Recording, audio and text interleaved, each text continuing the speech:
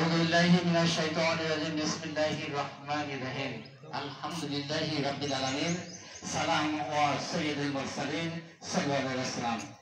উপস্থিত সবাইকে আমার আন্তরিক সালাম জানাচ্ছি। আসসালামু আলাইকুম ওয়া রাহমাতুল্লাহি ওয়া বারাকাতুহু।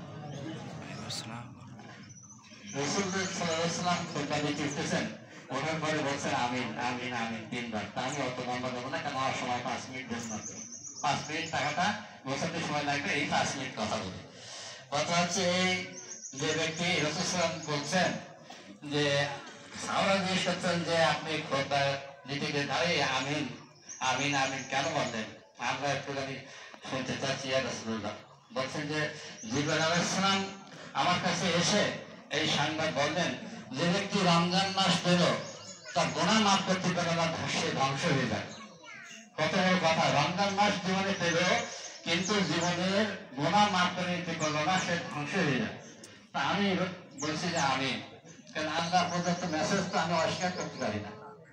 তা কথা হচ্ছে এই রমজান মাস আমাদের জীবনে এসেছে, আমরা একবার রমজান মাস রোজা পালন করেছি, আমাদের জীবনের গুনাহ খাতা আল্লাহ নিশ্চয়ই অনুগ্রহ করে মাফ করে দেবেন।